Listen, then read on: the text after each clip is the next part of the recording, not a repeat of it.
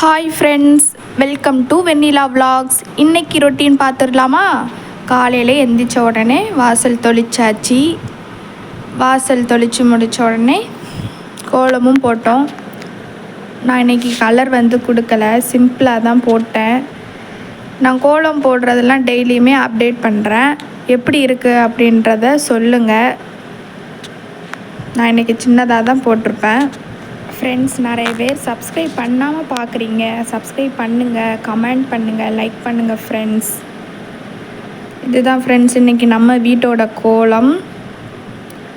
கோலம் முடிச்சுட்டு இன்றைக்கி பால் காப்பி குடிக்கல, கடுங்காப்பி தான் போட்டேன். சில பேர் அதை வரக்காப்பின்னு கூட சொல்லுவாங்க. அதுதான் போட்டு குடிச்சிட்டு காலைல டிஃபன் இட்லியும் கார சட்னியும் தான். இதுதான் காலையில் டிஃபன்.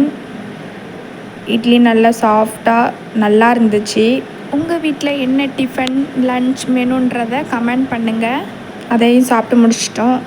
மத்தியானம் லன்ச்சு சுட சுட சோறு, அதுக்கப்புறம் கத்திரிக்காய் மசியல், அதாவது தொக்குன்னு சொல்லலாம், மசியல்னு சொல்லலாம்.